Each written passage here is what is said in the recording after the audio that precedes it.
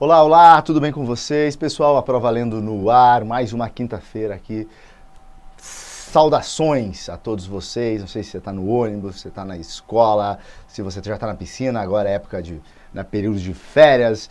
Se você ainda não está na piscina, você está ferrado no trabalho, parabéns também, curta aí o nosso vídeo que vai ser divertido. Use o tempo para alguma coisa útil, vamos falar de literatura e hoje vamos falar sobre um grande autor brasileiro, talvez do lado do Machado de Assis, o autor que traz consigo o peso de ser um dos grandes nomes da literatura brasileira e em língua portuguesa, o nosso João Guimarães Rosa. Retirei um conto deste livro chamado Primeiras Histórias, que é um livro excelente para você entrar, começar a se aventurar pela obra do Rosa, ok? Bom, o nome dos contos é A Terceira Margem do Rio. Daqui a pouco a gente vai falar sobre esse intrigante, para mim muito intrigante, título, né? A Terceira Margem do Rio. O que vem a ser isso em instantes. Aguenta aí. Seguinte, vamos com a história. A história é a seguinte, tem uma família que mora, Ribeirinha, vocês sabem que a obra do João Guimarães Rosa está muito ligada ao sertão mineiro, aquelas paragens ali, os vaqueiros, o pessoal que cuida dos animais, o pessoal daquele interiorzão, daquelas veredas gigantescas que são muito bem exploradas e a gente fica apaixonado por aqueles lugares quando lê o grande livro dele, que é o Grande Sertão Veredas, um livro que eu adoro de contos, que é o primeiro livro que ele lança, chamado Sagarana, que eu acho fantástico. Então você já ouviu, você já estudou no ensino fundamental, médio, já ouviu falar no João Guimarães Rosa, você fala sobre o neologismo, a questão da linguagem, a prosa poética, o regionalismo universal, tudo a gente vai tentar descrever um pouco a partir desse conto, A Terceira Margem do Rio, que eu acho um dos contos mais fantásticos da nossa literatura, um dos melhores contos que dá para ler, cara. É muito legal, tem muita coisa para você ir pensando ali, filosoficamente, sobre a vida, sobre tudo, Vamos lá. Então, tem uma família, um pai, uma mãe e 3 filhos. Entre estes filhos, o nosso narrador personagem, que tem uma irmã e um irmão. Ele é molequinho ainda, entretanto, o nosso narrador já é um homem velho. Então ele conta as suas lembranças sobre um dia em que o pai dele resolveu pegar uma canoa de pau, entrar dentro e sumir para dentro do rio, certo? Então, basicamente, esse é o argumento inicial desse livro. Um sujeito que entra numa canoa, rema para dentro daquele imenso rio, a descrição, um rio imenso, imenso, imenso, imenso, e fica lá morando. Ele aparece lá no fundo, de vez em quando, vem, busca uma comida que o próprio filho deixa ali para ele, e ele não dá explicação alguma sobre isso. E aí, moçada, você imagina, imagina um vilarejo, pessoas humildes ali, pensando, aventando, chutando e enlouquecendo sobre o que é que esse cara está fazendo lá. Por que que ele entrou nesse rio? E aí é muito interessante, você vai ver a construção desse texto, que, como eu disse no texto da Clarice e alguns outros, parece uma história banal, uma história de um homem que enlouquece, que vai lá para o meio do rio e, bom, o que que eu tô lendo isso? Para que eu tô lendo isso? E agora você vai entender, cara, como isso é profundo, como isso é maravilhoso. Ó, esse homem que entra na canoa não dá motivos algum para o seu ato. E a primeira coisa que todos fazem é tentar motivar esse ato. É tentar encaixar essa história sem pé nem cabeça dentro de alguma história que faça sentido. Por quê? Porque nós, pessoas, gente que vive nesse mundo, comezinho, nesse mundo dia a dia que a gente vai vivendo, sempre quer explicação para as coisas. É ou não é? Cai um avião, acontece alguma coisa, morre o filho de alguém, a gente quer explicações racionais, certo? A nossa tradição ocidental trabalha muito com a racionalidade. A gente não se conforma com algo que seja maior do que a nossa racionalidade, com algo que fique fora dessas margens que nos dão segurança. Pensa agora, como eu falei para vocês, né, nessa metáfora maravilhosa que é a terceira margem do rio. O rio, obviamente, tem duas margens. Você consegue pisar nessas duas margens, você consegue botar o pé, você consegue bater, você consegue se fixar, certo? A gente chama um sujeito que anda dentro dessas margens de um sujeito racional. E quem mora fora, ou quem frequenta né, os lugares além dessa margem, a gente chama dos marginais. Lembram disso? Quem são os marginais? Os loucos, os bêbados, né, os enlouquecidos. Eu estou aqui com, né, o Hamlet Shakespeare. Né, Shakespeare trata muito e fala muito da desrazão, da loucura. Você pega lá o Rei Lear, né, um homem fora da sua razão, e quem fala para ele, quem, né, fala a verdade para ele é sempre um cara que parece um marginal, que é um louco também como ele, que é o bobo da corte, certo? Então é o bobo da corte que, ao falar, né, sobre a irracionalidade dos seus atos, traz a ele a racionalidade. Entretanto, ele não percebe disso, ele não percebe isso. Bom, mas não vamos delirar, não vamos sair das nossas margens aqui. Bom, se eu tenho duas margens físicas, fortes, racionais, o que está fora, né, diz o nosso Guimarães Rosa, maravilhosamente está a terceira margem do rio. É uma margem que existe? Não. Essa é a margem da loucura, é a margem do que não se sabe, né, do que não tem explicação. Aliás, quando a gente fala que alguma coisa é a loucura, a gente está racionalizando, porque afinal a gente está dando uma explicação. Ah, o cara ficou louco, então é café com leite, certo? Mas aqui nesse conto, nunca a gente acha ou encontra uma explicação. É a primeira coisa que o leitor faz, né? Você começa a ler o texto e fala assim, eu quero saber, no final dessa história, por que é que esse doido, esse maluco desse pai, larga toda a família e se embrenha lá né, no meio do rio.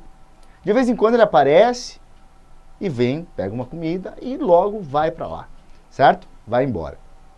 Bom, a primeira coisa que as pessoas da vila, até por dó né, dos familiares, começam a fazer é dar uma explicação para aquilo. Por quê? Porque explicar aquilo é como se fosse reconfortante. Algo sem explicação é dolorido, é muito mais, é uma chaga muito mais aberta na vida da pessoa. Né? O que não se explica é ruim. Agora, quando você explica uma tragédia, quando se explica algo doloroso, parece que, tá bom, é com isso que eu vou ter que lidar, e é isso que eu vou ter que reconfortar em meu peito, em meu coração. Agora, quando há algo que não se explica, você não sabe nem com o que você está lidando. E essa atitude aqui é inexplicável. O pai nunca falou para ninguém sobre aquilo. E ele sai, certo? Bom, as pessoas começam a falar o seguinte, olha, né, eu tô achando que é doideira. Entretanto, essa palavra ficou proibida dentro da família. Doideira, diz o texto, é uma palavra que não se falava na minha casa. Outros falam que era promessa. Ele fez alguma promessa e que, se desse certo, ele pegaria essa canoazinha de pau e entraria para dentro do rio. Outros falam que era uma doença, ou seja, a lepra. Tá? Então, para não contaminar as pessoas que estão ali, a família, e para não ficar longe da família, o que ele faz? Ele vai morar no rio. A família tinha uma casa na frente desse rio, né, uma casa humilde na frente desse rio. Ele ficaria das margens, né, olhando a família, mas não colocaria a família em risco, a lepra, certo? Então vejam, todas essas, né, soluções são soluções do quê? São soluções que trazem a marca da racionalidade. Você traria algo que está na terceira margem do rio, uma margem que não existe, para as duas margens da racionalidade. Ok? Então, acho que ficou claro essa questão do título do livro, que eu acho fantástico e imprescindível que a gente entenda isso. Beleza? Bom, falando um pouco sobre esse personagem narrador, eu acho interessantíssimo ele, porque ele é o cara que leva esse peso do pai, né? Ele leva um pouco de comida para o pai pega um pouco de comida, ele nunca vê o pai, porque ele tem que deixar aquilo num buraco, ele tampa aquele buraco e o pai vem na noite e tal e pega aquilo. Mas pega só um pouco de comida e vai embora, certo? Um dia todo mundo vai crescendo, a filha resolve se casar, vai ter um filho depois de um tempo e resolve levar o filho para o pai conhecer. Pai, tá aqui o seu neto, vem conhecê-lo. E o pai nem dá bola. E ela fica muito magoada e vai embora daquele lugar. O irmão também vai embora. A mãe se vai. Fica somente quem? Ele, o nosso narrador. Por quê? Porque ele parece que tem um destino colado àquela fatalidade, àquele fato, né? Que ele não sabe nunca explicar e a gente fica sem explicação, né? Não espere uma explicação disso. Ele fala que ele fica com as bagagens da vida. Tá? Então, no fundo, é uma história triste de um sujeito que teve sua vida atrelada a esse fato misterioso do pai. Um fato que não está dentro da nossa percepção racional, né? Um fato que está na terceira margem do nosso entendimento. E ele fala com alguma dor, ele se conforma com esse fato, ele fala, bom, não restava mais nada para mim, eu tinha que ficar ali, eu tinha que estar ali, certo? Até que um dia ele se enche de coragem, vai até a beira do rio e grita, né? O pai dele está lá no descampado, mas era possível ouvir a voz dele, ele sabia que o pai dele estava o ouvindo. E ele fala assim, pai, o senhor venha, né? O senhor venha tranquilo que eu pego o seu lugar na canoa. Deve ser alguma promessa que o senhor fez, não precisa quebrar. Eu me encarrego de ficar no seu lugar. E nesse momento o pai dele faz um gesto que parece uma saudação.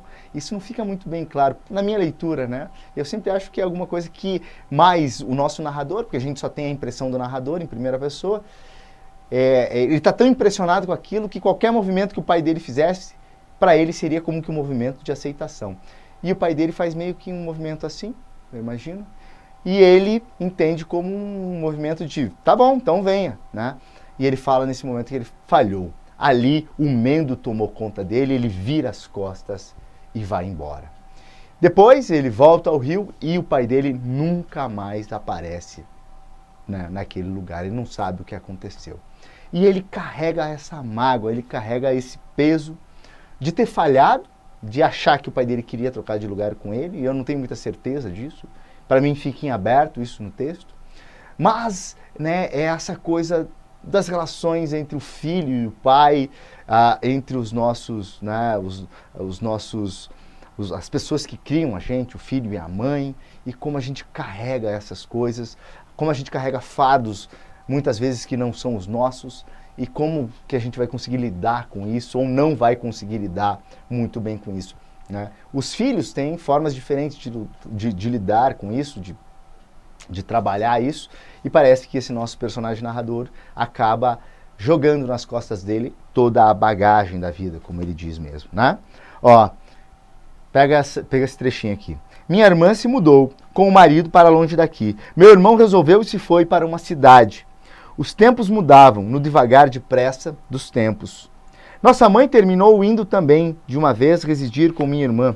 Ela estava envelhecida. Então a mãe foi embora, o irmão também, todo mundo foi embora. Eu fiquei aqui, de resto. Eu nunca podia querer me casar. Eu permaneci com as bagagens da vida. Nosso pai carecia de mim, eu sei, na vagação no rio no ermo, sem dar razão de seu feito. Seja que, quando eu quis mesmo saber, e firme indaguei, me diz que disseram, que constava que nosso pai alguma vez tivesse revelado a explicação ao homem que ele aprontava a canoa. Mas agora esse homem já tinha morrido, ninguém soubesse, fizesse recordação de nada mais. Tá? Então tinha um cara lá que sabia, inclusive, que dizem que o pai dele contou as razões para esse homem que fez a canoa. Mas esse homem já morreu. Né? Mais uma tentativa de trazer as explicações que não são conhecidas para dentro das duas margens da racionalidade. Tá? Então, eu falo que esse conto é um conto que tem um quê muito de filosófico, justamente por essa coisa de um ocidente racional, né? De uma tendência nossa mesmo, de sempre buscar, não explicações ocultas, né? Às vezes a gente se satisfaz com elas, mas sempre racionais. E por vezes a gente não vai conseguir, a gente não consegue racionalizar as coisas e grande parte das vezes que a gente racionaliza, a gente força uma interpretação, a gente força uma barra, como as pessoas queriam. Eu acho que ele tinha uma doença. Eu acho que foi promessa. Isso serve só como alento. Racionalizar a linguagem, racionalizar o pensamento, às vezes é só um alento, é uma bengala que nós usamos. Mas né, não explica nada, não explica o porquê de muitas das coisas. Legal? Aqui quando ele falha, né? E eu não podia. Por pavor, arrepiados os cabelos, corri, fugi, me tirei de lá num procedimento desatinado, porquanto que ele me pareceu vir da parte de além, e estou pedindo um perdão. Então ele falha com o pai dele, né? Finalzinho. Sofri o grave frio dos medos, adoeci, sei que ninguém soube mais dele. Sou homem depois desse falimento? Sou o que não foi, o que vai ficar calado. Sei que agora é tarde e temo abreviar com a vida nos rasos do mundo. Mas então, ao menos, que no artigo da morte peguem em mim e me depositem também numa canoinha de nada, nessa água que não para, de longas beiras, e eu, rio abaixo, rio afora, rio adentro, o rio. Certo? Essa metáfora linda que também é o rio, né? O rio é uma metáfora muito conhecida na literatura como a vida, né? A vida que faz esse desenho de um rio. Tem altos, tem baixos, tem cachoeiras, né? E que vai mudando sempre conforme a vida vai mudando. Então eu acho muito bonito também essa ideia do rio, da terceira margem do rio, terceira margem da vida, do entendimento. Legal? Bom, moçada, ó, esse livro aqui, né, Histórias com E, tá? É aqui que está esse grande conto do Guimarães Rosa, que tem outras histórias fantásticas também. Indico muito, boa leitura para as férias de vocês também. Bom, vou deixar aqui mais um recadinho. Galera, Facebook, comenta aí, fala o que está achando dos vídeos, dos livros, dá uma curtida, por favor, espalhe o programa por aí, porque ele precisa ir longe para que mais pessoas conheçam. Indica aí para tia, sobrinho, para papagaio, vizinho, para quem você quiser, certo? Eu agradeço bastante, mas preciso bastante dos comentários de vocês, tanto no Facebook quanto no YouTube, porque isso impulsiona os nossos vídeos. Tranquilo? Valeu? Muito obrigado e até a próxima quinta-feira no nosso Aprova Lendo.